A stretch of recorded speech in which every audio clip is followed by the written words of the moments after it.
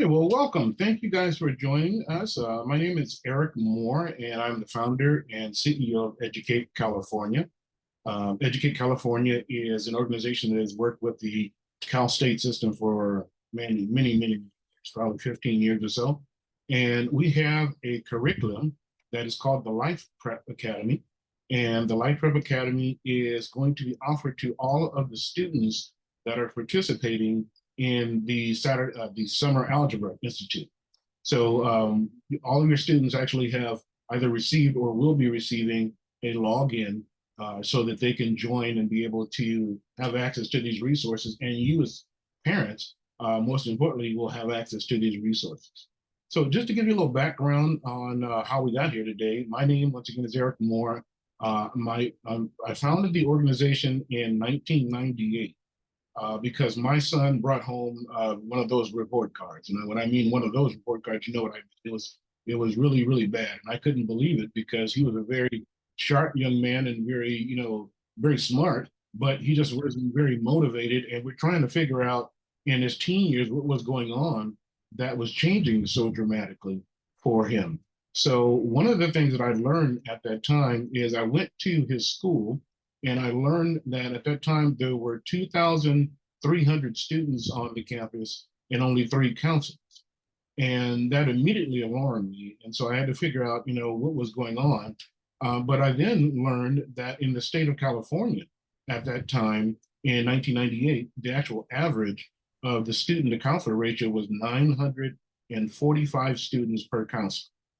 So I immediately decided that I needed to do some research and figure out how I, as a parent, could get more actively involved with my son's education. So that's how the organization started. I was a financial planner before that. I took some time off. I did an enormous amount of research. And after doing the research, I shared it with friends and family. And everyone I talked to really had similar issues. So I decided to start a small nonprofit organization in my spare time and just do it part-time and, spend, a little less time on financial planning. But I really found my passion. It was really working with families, and we found some great resources. And the resources are here on the website that's called the Life Prep Academy now. But those resources are geared to helping you as parents be more actively involved with your children's education from 9th grade all the way through into college, and actually from middle school all the way into college and until their adulthood. So that's why we say it's preparing for life. 14 to 24-year-old are the students that we work with. So we'll go ahead and get started. I'll show you exactly how it is that how we work with this. The Life Prep Academy website is at lifeprepacademy.org. And what you'll do with your student is to come here to sign in and click on sign in. That sign in will take you to this. Are you going to share? Oh, sorry. No, just kidding. I see the screen. Never mind. Okay. So are you seeing everything's moving? Okay. Just want to make sure. Okay. Make sure everything's okay. Okay. So I'm going to mute you here. So the sign in, each one of your students has received a username or will receive a username and a password, and you'll click on the sign in button. That'll take you to our dashboard. And on the dashboard, let me just kind of give you an idea of what we cover here. On the dashboard is the middle school transition. This is about 40 pages of information that was geared at helping students that are going to be transitioning from middle school to high school. So to get them ready and to get you as parents ready, we walk through what are going to be the changes. The grades will be new. Their class sizes, things will be changing. So we want to help you get prepared for that transition. The high school diploma here, number 2, is for 9th graders and above. And even if your students aren't at the 9th grade level yet, I would definitely encourage you to go to this. So this is 9th graders and 10th graders, really. But the goal here is to help them get prepared for the journey that they're going to go on through the 4 years of high school. So some very important things, and I'll show you what's behind here in a moment. But there's some great things in there, like learning styles and note taking, how to be effective as a parent. What are the A through G requirements? So all those types of things are listed behind the high school diploma. The life after high school is for our 11th graders and above. And it really helps those students understand about the options that are available for them after high school. So we talk to them about, of course, college, and if we're going to college, how to pay for college, what types of college options there are. Once again, scholarships. We talk about, FAFSA and all those different types of things. We talk about the world of work, in the workforce. We talk about career development, career assessments, and all the different types of things that students will need for preparing for life after high school. Then the healthy living one is for our seniors and above, and it really helps those students get prepared for what's going to happen once they leave high school, and hopefully they're on a campus and being in the dorms, and how to make sure that they're taking care of themselves, their mind and their body, while they're in college or outside of high school. So we want to make sure that they're having the healthy living skills and also social skills, diversity, equity, inclusion. Some really great things behind this button here. And I'll show those to you in a little bit. The homework help sites is really, really important. So this is how I got started with my son. With my son, we knew that he was really smart, but we learned that he was not learning in his learning style. And we'll talk about that in a moment, but we found that my son was very, experiential and very kinesthetic. So we wanted to find some great websites that he could use after doing his, for doing his homework. So if he wasn't, getting it while listening to a presentation or by reading the book, we found some engaging websites that can help him with his language arts, math, social studies, and so forth. So I'll show those to you, but these are great homework help sites. The scholarships are very important. So with the scholarships, what we have there's some basic scholarships, and we'll have all the major search engines, but there's some that are based on need or nationality, or some specialty scholarships that we list on here. We talk about scams and how to avoid scams and how to write the essay and different things like that. So it's a really important one, the scholarships and the homework help sites, to the point where we make these absolutely free to the community and to schools. So there's, as you see, they're in red here. So anyone can link to this page and go back to this page even without a membership, okay, or without signing in. And then we created a whole resource for what they call opportunity youth. Those youth that have been in foster care, they're homeless, probation, undocumented, or those that are special needs youth. And what we want to do here is to make sure that when they're on their way to college, that the experience that they have is going to be an equitable experience. So we make sure that they have access to all the different resources that are out there and available to make sure that they have a great experience when they get ready for college. And then lastly, we have programs. These programs are meant to help our students. We work with students 14 to 24, and in many cases are 18 to 24-year-olds that are not interested necessarily in getting their 4-year degree or a 2-year degree, but they want to enter the workforce. We have programs that are available for them where they can learn about different things, and I'll show you this one here, about how to get their diploma if they have not done that, health and nursing, IT, vocational training, technology, trucking. There's all kinds of different programs that are available for those 18 to 24-year-old students so that they're able to have, once again, a successful life and enter the workforce. Now, what's behind all these buttons is right here behind contents. So here's our table of contents, and it's the quick way for you to navigate the system. And so and this happens a lot of times where a student or a parent will say that I want my son to go to the Cal State, but they're going to be transferring from somewhere. How do we do that? And I can very quickly navigate, or you can very quickly navigate to how to transfer to the CSU. And this will be, a great resource with all the different websites that you need in order to do that. So once again, the contents is a very quick reference guide, if you will, to all the different sites that are listed in the database. I'll come back to my plan because that's the most important one here. But this one here is very, very important too. The academic report. When your students are in high school, to get them prepared for college and careers, and especially going for the college experience, there are very specific things that they need to do. And what I wanted to do with this page, your academic report, is to make it very, very easy for you to keep track of how closely your student is tracking to what they need to be doing to be on track to go to college. The basic things they need to understand, like A through G requirements. We'll talk a lot more about that. Just want to make sure you understand that, but we'll drill that in. And have they done it? Are they on track? Have they completed them? Have they done the A through G plus with those extra years, the fourth year math, third year science, third year foreign language, and so forth? Have they done the FAFSA? Have they taken 8B classes? Very important. Are they doing dual enrollment courses, which are wonderful, and we'll talk about that in a moment. But this one page is a way that you can have all the information you need to make sure that your student is on track by making sure this page is filled in, and you can click Save Report, all the pages saved, and your student's information will be saved to their profile, okay? Now, the reason that's so important is that now what you'll be able to do is to have a conversation with school counselors or the folks at Hayward Promise, whoever is helping your student, and be able to show them here's where the student stands right now. Okay, so a very important page is your academic report page there.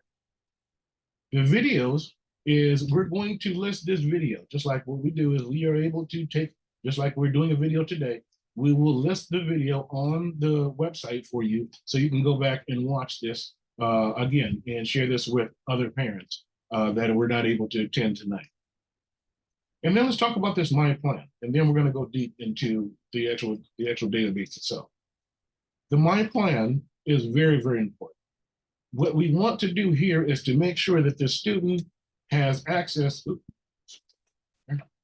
is that we have access to making sure that both the student and the parent completely understand those A through G requirements by having you actually put in your grades into the system. So you'll put in here that you're taking US history or something. You'll put that into the system. You'll say, I got an A, and that gave me 4 credits. And at the end of the day, it'll walk through in all the different tabulations, and it will give you your GPA on a daily basis. Okay, very important. So that way, once again, when you meet with a counselor or one of the folks at Hayward Promise, you're able to say, here's where I stand, and you'll be able to have a qualified understanding of where your student is. You'll be able to do that for 4 years, all the way through the senior year, so that you have this available to you. One nice thing is that if you are in certain school districts, and I'm not sure about the districts out there, but in some of the school districts here in Southern California, at least, you are able to have your grades imported if your school signs up for this service. So you can just let them know that this service is available, and if your school has one of the Schoology or Clever, if you probably will heard of those, Schoology or Clever, that are the single sign-ons, then your grades can actually be imported into the system, okay? So it's a very cool thing that makes it a lot easier. But then also what we want to do is to create a college and a career and a financial plan. So what we have here is a college plan where it's great for you to sit down with your students right in the 8th, 9th, 10th grade especially, and speak to them. What is your goal? What would you like to be? Or what do you think you would like to be? Go ahead and fill this page out. What kind of school do you want to go to? What kind of degrees do you think you want to pursue? Do you understand, how to choose your major or your minor? If not, we have a guide that's available to help you walk through that process. So this is the focus. And of course, once again, you hit save, and it'll save that page to the student's profile. We do the same thing for their career, and then we do the same thing for the financial plan. And once again, these are a lot of times for our older students, but I love when my high school students are interested in this at the same time. We want to get them to understand about having a banking relationship and credit scores, because the worst thing that could possibly happen is a high school student not understand the importance of the credit score, get into college on a campus, and all those credit card companies start showing up, and then they ruin their credit score because they didn't learn that well in high school. So we talk to them about that, how to have the best investments, and eventually you want to retire and take care of your assets by having insurance and things like this. Once again, we do this for 14-year-olds, we do this for 18, we do this for 24, and we do this also for, in some cases, for families and parents. Okay, but they create a financial plan, and that way they're able to have a qualified discussion once again with their counselor or whoever is going to be helping them, so that the person that is helping them and you as the parent on both sides of the student can be a team to make sure that the student gets to where they're trying to get to and to their goals. Okay. So let's go on back to the dashboard. So let's walk through what's on here. And we won't look at every page because once again, you have access, but we're going to flip through a lot of the pages. So I want to make sure that you understand exactly how to work with it. Let's start at the middle school years, because I believe a lot of your students are there. And on the middle school years, just to show you what's in here, it talks about the transition and what you can be expected. The concerns most often expressed by students that enter middle school is about that new routine, finding their way around and things like that. That makes it kind of scary for students in some time. So make sure that you are on top of that, walk them through that, actually go up to the school. It's a really cool thing to do, especially in the middle school years. Parent engagement, what that should look like is, give them manageable tasks, encourage your children in many different ways, become knowledgeable about their needs and concerns. There's a lot of different things here. So there's a great website. Here's a great family engagement website from the Parent Institute that talks about ways that you can be more involved. Actually, we were going to, I'm sorry, it must have been, okay, we'll come back to that. Okay, well, yes, there's a library update page where the Parent Institute has showed different ways that you can be involved with your students' education. Then different new challenges that are going to be available there for the student. Tips for studying. Now, these are very, very important. So I will actually show these. Well, actually, no, I'll show you a different one. There's a better one for that. But tips for studying, this is a great one to work with your students so that they understand about knowing the rules and play by the rules. That's a big deal for the students, is that when I teach that, if the students understand the rules right from the beginning, it makes it a lot easier for the student.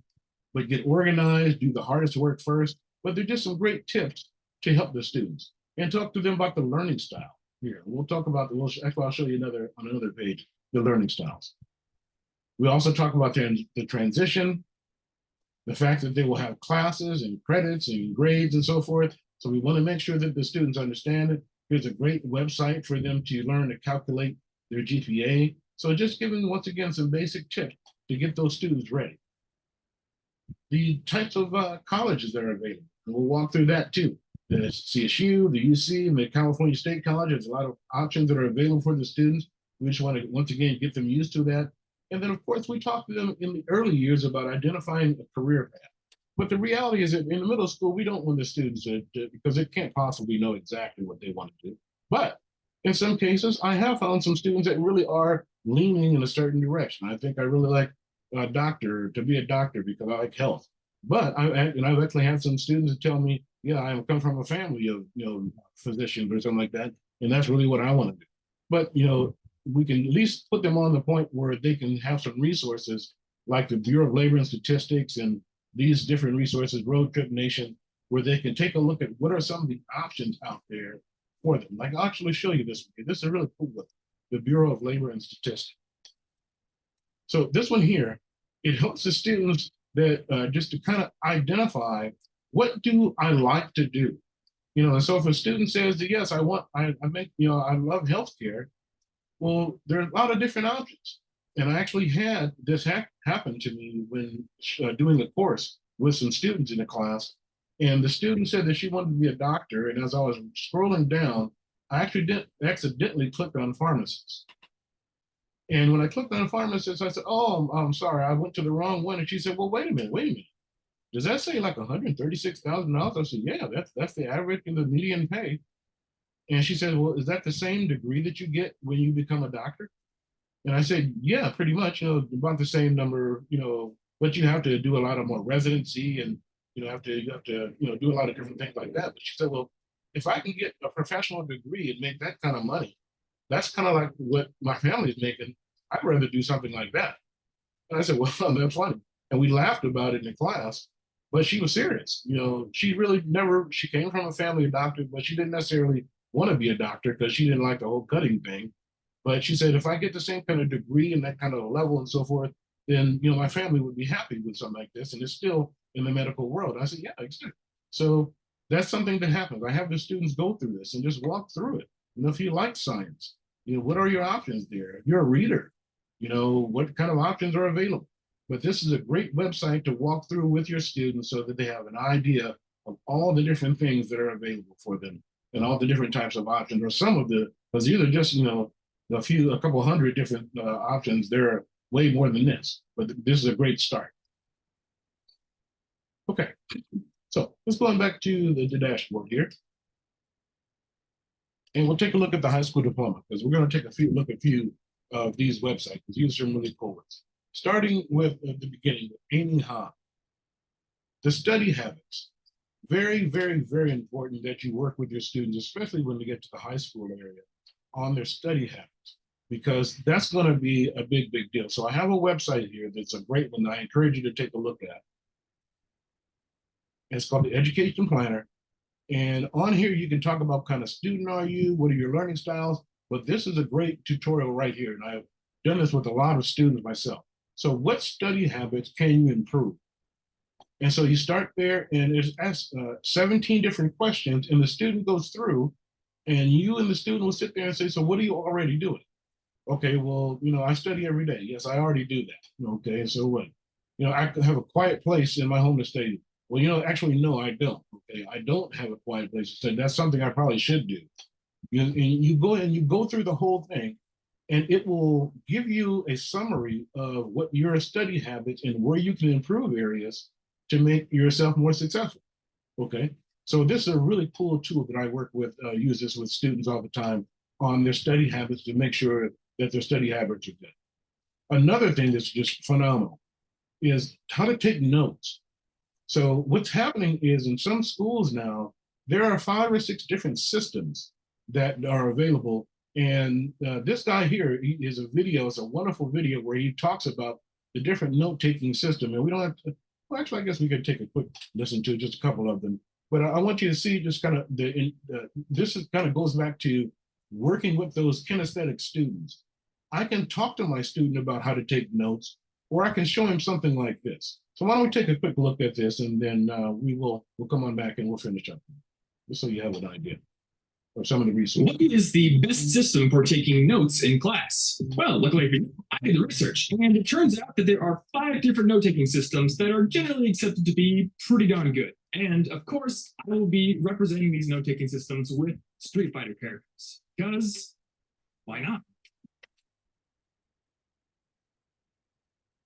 So the 5 note-taking systems I'm going to go over in this video include the outline method, the Cornell method, the mind map method, the flow method, and the write on the slides method. The first note-taking system on my list is the outline method. I've chosen Ryu to represent it because the outline method is straightforward, based on hierarchy, disciplined, and overall very simple. In fact, you couldn't get more simple than the outline method unless you were just straight up writing paragraph notes down. And if you think that's going to be a good note-taking method, well, things are not going to work out for you. So the outline method is a note-taking system that's based on bullet points and hierarchy. Basically, to take outline style notes, you simply create top-level bullet points of all the main points in the lecture. Then you make lower-level bullet points to fill out all the details. If you're taking outline notes on paper, it's a good idea to either space out your main bullet points or summarize them at the top if your professor goes through them, and then make new bullet points that are more detailed down the line. However, if you're taking these notes on a computer like I always did in a program like Evernote or Byword or another word processor, you can easily go back, add new bullet points, and format things without having to mess up the structure of your document too much. So honestly, for the outline method, I think using a computer is a perfect approach. The second note-taking method on my list is the Cornell method, and I've chosen Chun-Li to represent it because she's got multiple kicks and it's got multiple sections. The Cornell method was developed by Walter Pock back in the 1950s, and it still holds up pretty well today. When you take your notes in the Cornell style, you divide your paper into 3 distinct sections. On the top of your paper, you'll have 2 different columns, the left one being the cue column, and the right one being the note-taking column. And underneath those 2 columns, you add another box for the summary. During class, you use the note-taking column on the right to write notes in a normal style. However, this is where the Cornell method deviates from other note-taking systems. As soon as you can after class, you write down questions or cues in the cue column. These are meant to help you review later. You also write down a summary of the lecture in the summary column. These 2 sections of the Cornell method, the summary and the cue column, they're both designed to help you build reviewable notes the first time you write them. That way you don't have to go back and rework your notes so much. Note-taking system number 3 is the mind map method. It's been said that your mind is a map of the territory that is reality. So maybe by that logic, the mind map system is the perfect note-taking system. Actually, that doesn't make any sense at all. Either way, I chose Dalsing to represent the mind mapping system because he's a meditator and he's always focused on improving his mind. To begin a mind map, you simply take a blank piece of paper, draw a circle in the middle of it, and add the main topic of the lecture there. Then you'll start branching off little trees and adding subtopics. Eventually, you'll have lots of little branches and you'll create a mind map. I never actually used mind maps for my class notes, but I have used them for blog post topics before. When I wanted to write a blog post on all the ways you could save money in college, I wanted to make sure I could cover all my bases. So I created a mind map. I put saving money in college in the middle, and then tried to figure out all the different facets of a student's life where they have to spend money. Building a mind map helped me organize all these topics, and as a result, I was able to create a more comprehensive list in the end. The fourth note-taking system is the flow method. This system was invented by the writer Scott Young, who's probably best known for going through the entire MIT computer science curriculum in a single year. Scott uses what he calls holistic learning, and his approach is diametrically opposed to the rigid transcribing style of the outline method. As a result, I chose Blanca to represent this note-taking system. His fighting style is that of basically a wild animal, and it's the complete opposite of more disciplined fighters like Ryu or Guy. And that is a perfect way to describe the flow system of note-taking. You're not trying to get every single detail from the lecture down onto your paper. And in fact, the point is not to transcribe the lecture at all. Rather, it's to learn while you are sitting in class. As you take your notes, your goal is to create an original document that represents your mental image of the subject. It's not to record verbatim what your professor said. As you take notes, you can go back to earlier points, add details, draw in arrows and little offshoots, and basically create something that is your own. The entire point of the flow system of note-taking is to learn it once. This lets you accelerate your learning, and that's the real strength of the system. The final system of taking notes is the lazy man's way of taking notes. And I call it the write on the slides method. To represent this note-taking method, I chose Zen. Because seriously, do you really think I put a whole lot of thought into these things?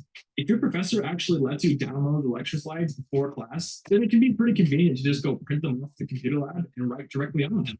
One of the cool things about this method is that the slides more or less mirror the flow of the lecture, so you almost get a sort of timeline view when you take notes on slides. It's kind of like SoundCloud, where people can actually leave comments at specific times during an audio. Taking notes on slides isn't that accurate, but it's pretty close. And when you do it, you can look back and say, okay, at this slide, he was talking about return on the cost of buzzwords, synergy management. So those are the real strengths of the method. You don't have to write as much because the slides sort of do it for you, and you get a sort of timeline view for your notes. So those are, in my humble opinion, the best 5 note-taking systems out there. Which one's right for you? So yeah, this is an example. I just wanted to show you that one because that's an example of a lot of the websites that we have. They're very engaging, very video based, but the goal is to make sure that the students understand and learn in their learning style. And to speak about that, I'll actually show you. This is the website that I found and that I use with my son. In his particular case, I asked him if he understood the learning styles, and he kind of thought he did, but I said, okay, your mom's a reader. You know, she's the one that was the reader and she can learn from reading, and, you know, she likes to read novels and things like that. That's not my style. Me, I'm more of a listening to it on my iPod, you know, or on my Audible, or on my, you know, in my headset as I'm walking the dog or doing something like that. That's me. So I'm more of an auditory learner. But then I showed them the characteristics of the kinesthetic learner, and he said, wow, Dad, that's me. That everything right there. So he said, well, let me get this right. Are you saying it's that easy if I just learn a different way? I'm like, yeah, pretty much. If you are not learning from listening in the class, you've read the book. He said, I really read the book. I read it twice, but I'm not getting it. So we found some engaging websites, as I told you, and everything changed for him, where those websites had videos like this. They had, you know, videos on everything, from everything that we found videos and websites for everything he was studying in school. So that's something that's a conversation you might want to have with your student, is that make sure that they understand their learning style, because that's very empowering for the student.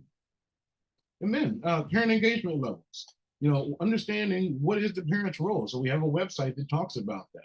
But our goal is to help you go from being a participant parent, is it kind of shows up occasionally, to minimum being engaged or involved. Minimum, that's what we like to do. And some of those, you know, folks like to become leaders and ambassadors. That's what I kind of did. But minimum, we want you to go from participant to involved or engaged if you're not there already. So that's the focus about our program and how to help you get to that point. So those A through G requirements, once again, let's make sure that everyone understands how important those are, because unfortunately, a lot of students graduate without completing those A through G, but the A through G are the 15 classes, 15 classes, A being history, B being math, and so forth. But those 15 classes that must be passed with a C or better in order for a student to qualify to go to the Cal State or the UC. Now, we talk about it a lot, and you say, Eric, why do you keep talking about it so much? Because half of the students that graduated from some of the districts here in Los Angeles last year, half of the students, they graduated with enough credits, but had not completed those 15 classes. Therefore, they could not go to the Cal State or the UC. So we do not want that.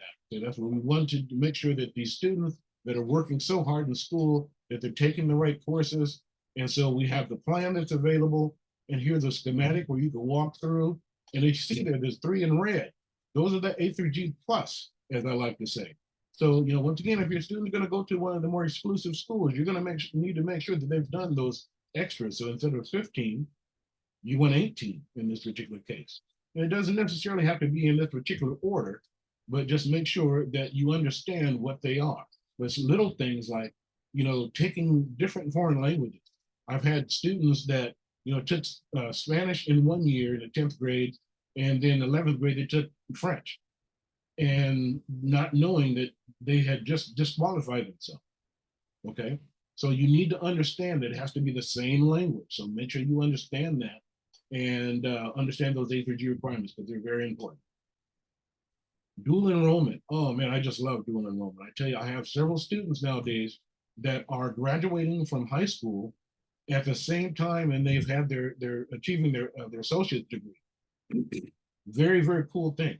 And why are dual enrollment classes so important? Well, because number one, if your student can take some dual enrollment courses in high school, they don't have to take those courses when they get to college, which is a really cool way to save yourself some money. And if they do well in those courses, you know that they have a mastery of that subject. Oh, by the way, they're free. Did I say that? Okay. Yes, by the way, they're free. So it's a very, very cool thing. I love dual enrollment. I highly encourage that. Definitely starting in the 10th grade at minimum, but if you can do that, if your student is on track and they won't overburden them, I would definitely highly, highly recommend taking those dual enrollment courses. Because another thing is the Cal State system, all the Cal State schools, or most of them, are impacted, meaning they have way more students trying to get onto the campus than they have seats available. So what you want to do is to, completely bypass that. If your student has already taken those classes while they're in high school, they don't have to take them again when they get to college. So that's a wonderful way for you to save yourself some money too. Okay.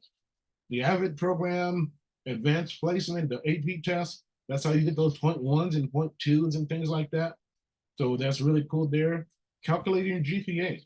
This is a great website that you can go to and have your students put in their grades. And if they're not there in high school yet, at least go through an exercise so they can see exactly how the GPA is calculated, and you'll be able to, once again, understand that completely. The NCAA, very important for students that are in high school that think they may want to play sports in college.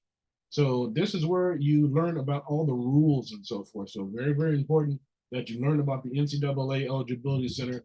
We've had several students that were, unfortunately, they've lost their scholarships and things like that because they didn't understand all the rules that are here listed on the Eligibility Center. So definitely take a look at that. The entrance exam, as you know, the Cal State and the UC system are not requiring the SAT or the SAT for admission. However, a lot of the schools, including some of the CSUs and the UCs, they will use your SAT score to determine what type of classes that they place you in. Okay, so people say, so I don't need to take the SAT? No. Yes, you do want to take the SAT. You absolutely do. Okay, so and that's a good way for you to also to judge to determine how strong your skills are. You're just not requiring it for admission, but it's very helpful for you to know, should I be in English 101 or whatever the type of classes that are available, and that's the best way for you to do it. by taking those SAT courses. Here's some information. The Khan Academy is the best way to study for the SAT. Wonderful resource there. You could take a look at fee waivers. Same thing down here for ACT, the fee waivers. They even talk about what the differences are. And there are some slight differences. And, you know, some students do better on one, some do better on the other. And that's why they give you options of submitting whichever one you do the best on.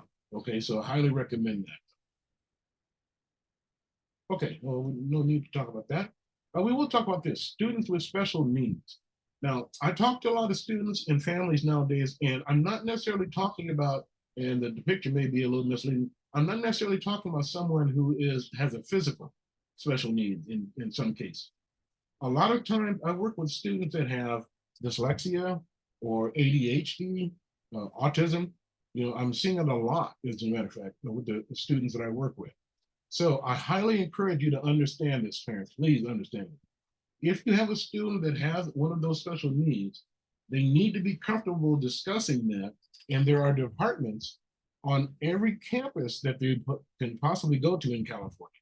The community college, Cal State, and the UC, but every CSU has a department specifically to help students that have special needs. Okay, they will literally help you by, you know, assigning someone to go to class and help them take notes and all the different things are necessary because by law, they must do this. They must provide. Welcome there. But by law, they must provide for the students. So any students that you know that have any kind of special needs, the best way to handle that is start early, number one. Middle school, you know, start talking about how to be bold about their special need and look for the resource. When they get to high school and on the way to college, the best thing for you to do is to interview the college. When you're going to the college and choosing which one, don't just choose whichever one will allow them to go there.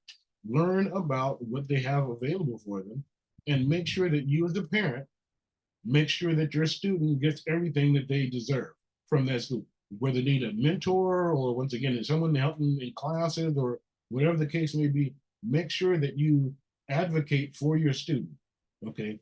Understanding that once your student is on the campus and they're 18 years old, that the campus cannot share their information with you anymore, okay? I mean, there's literally a form that has to be signed and I mean, a whole process that you have to go to. The student has to get permission. But yes, once the student is 18, there are laws that require sharing just, you know, the student's information. So be careful with that.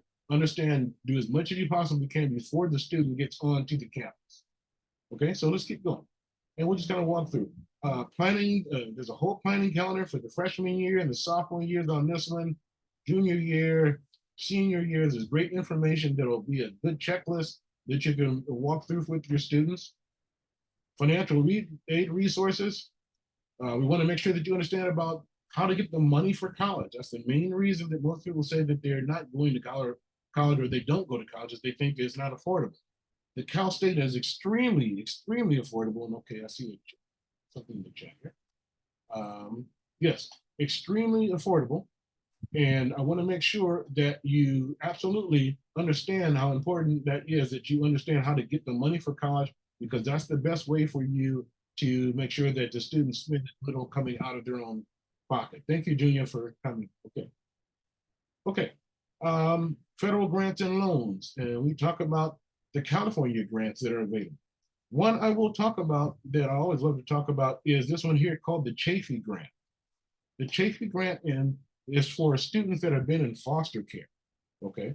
The Chafee Grant provides up to $5,000 per year for any student that has been in foster care between 16 and 18 years old. Okay, so excellent resource. So that may or may not be in your family, but if you know someone, please share that information. That's a great thing to share with them, because I've had a lot of students be able to, you know, pay for most of their college education through the different grants and loans that are available through the Chafee Grant. So highly recommend that. Okay, avoiding scholarship scams. This is important because if anyone ever tells you that they would like to find some scholarship for you, and I have a special list or something like that, that's typically not a good thing, okay? Especially if they ask you to pay money for Okay. You should never pay money to get money. Just be clear about that. There are just tons and tons of scholarships that are out there available that are absolutely free. So you should never be paying money to get money. When you're ready to do those scholarships, there's going to be an essay typically that has to be written for the scholarship. And here's a tutorial on how to write those essays. Now, this is something important. What is a GPA where the students can get the most money? 3.25 or better. Okay, 3.25 or better. And if it's better, then there's possibly more money. Okay, but there's scholarships out there for all kind of different things. For if you're certain nationality, if you're have a certain hair color in some cases, I've found some really strange things. If you're going to study a certain type of subject in college, there are all kind of different scholarships. There's scholarships at your jobs. There's scholarships at your churches in some cases. There are even scholarships on the campuses that the students may go to and they don't know about them. Understanding that, and you need to understand that a lot of times there are funds that are set aside for the affinity groups. So the African American, the Latino, the Asian groups, they're sitting pots of money out there. And in some cases that money goes unclaimed. So if that money goes unclaimed and your student asks for it at the end of the year or the beginning of the year when the money should have been expended by a certain amount, yes, in some cases I've seen that where the money will be given to whomever comes and asks for that money. Okay, because they want to get rid of the money. They want to give it out to the students. So look everywhere for scholarships, especially at your job. See if your job will do that or if they will provide some kind of a help for a scholarship. But here are a whole list of them. A whole bunch of scholarship search engines, general scholarships, foster youth, and all kind of different needs and nationalities here. Okay, I would start here at the search engines.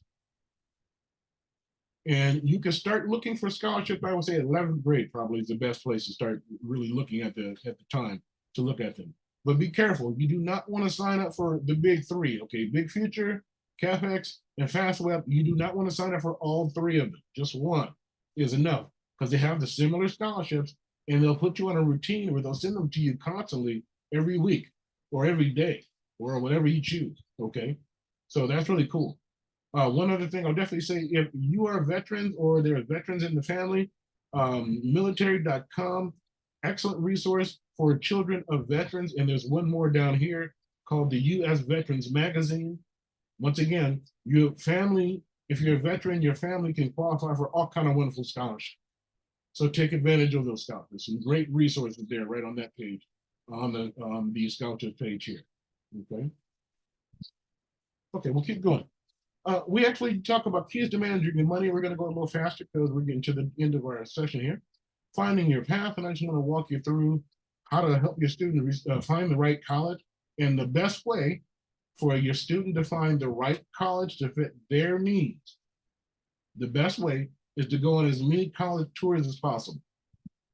Okay, I've had an actual situation, or a few times actually, where there was a young lady who heard about UCLA and she just thought UCLA was the best thing because all her family had gone there and so forth, and she got to UCLA and she didn't realize it was so big and she wasn't happy there.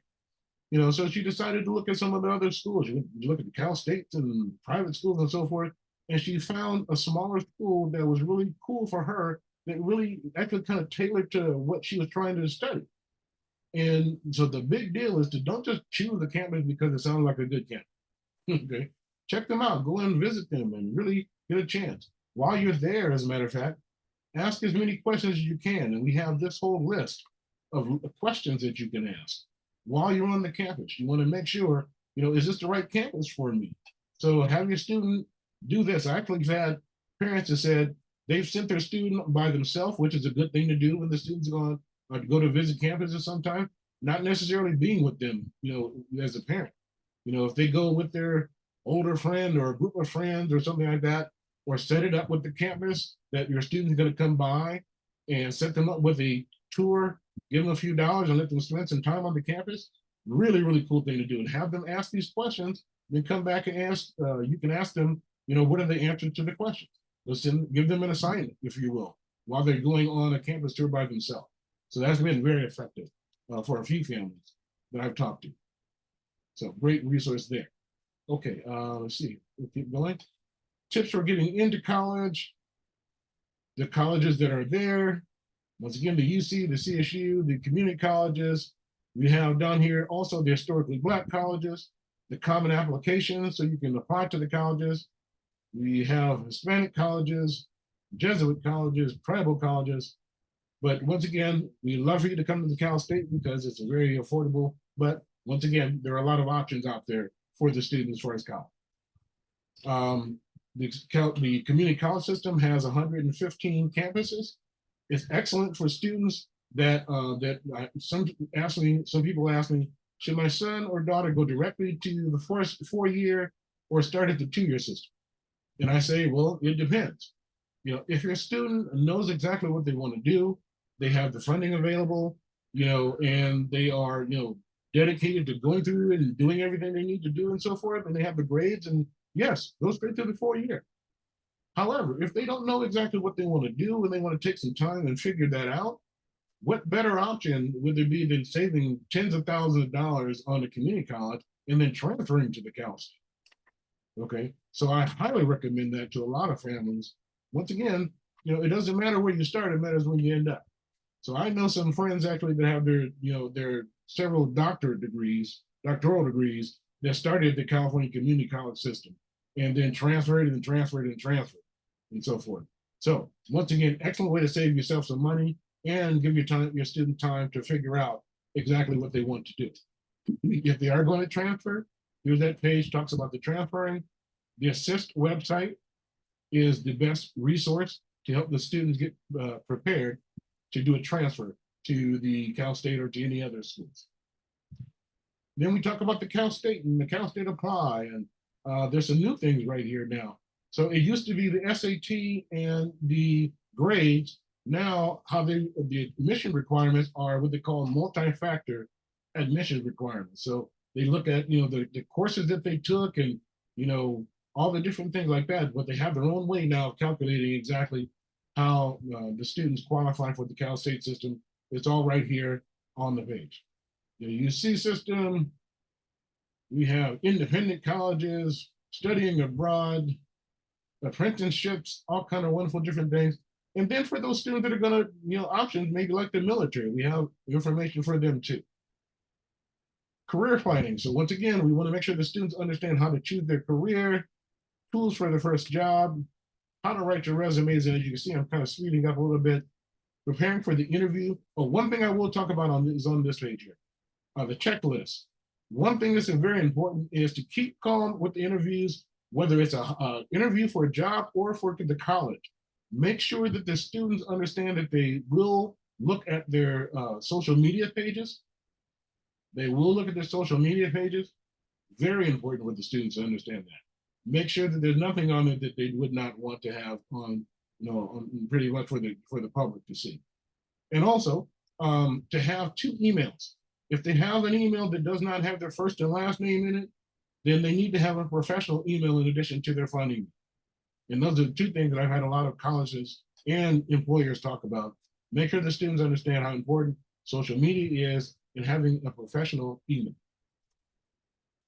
Okay, how to learn your rights as an employee. And then once again, we're going into the last section where we talk about the role of diet and exercise, tips for taking care of your body, texting and driving, internet safety, and then once again, social equity, diversity, equity, inclusion, social skills, and those types of things. So a lot of good information here in the database.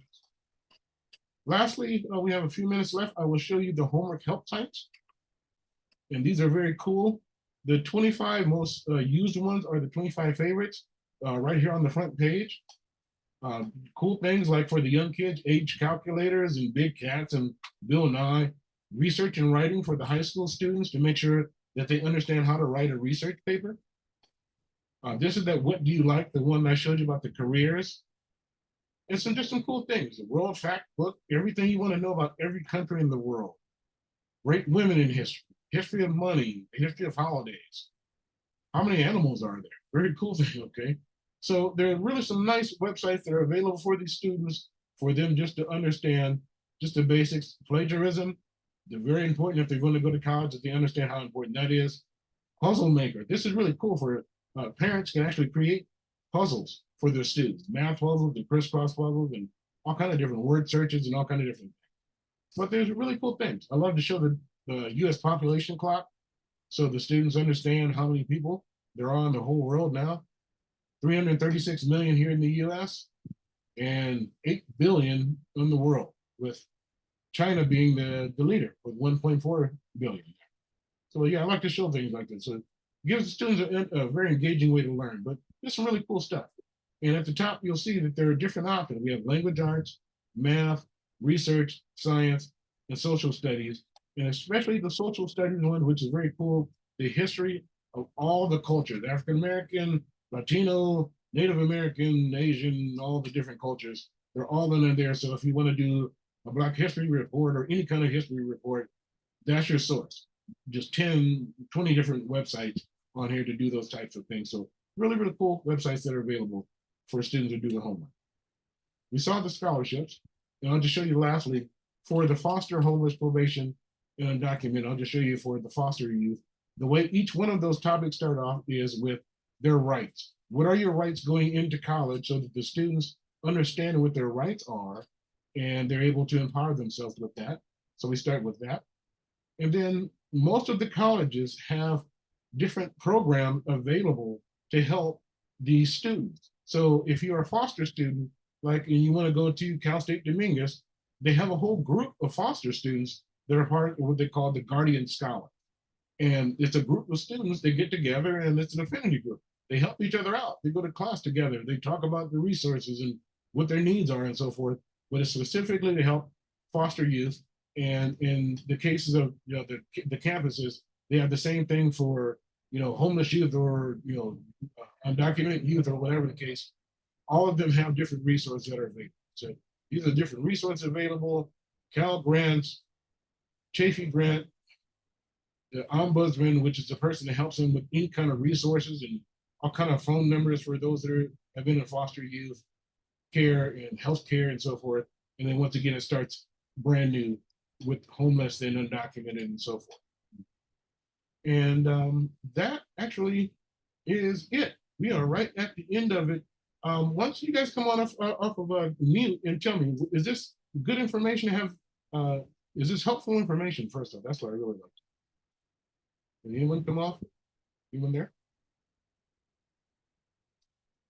Okay, well, hopefully you guys are there. I hope this has been good information. Are there any questions or anything that you guys have? Any questions about how to use it?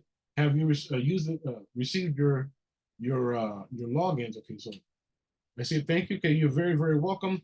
Any questions that anyone has before we sign up? We're right at the 7 o'clock hour. Any questions? I hope this has been very helpful.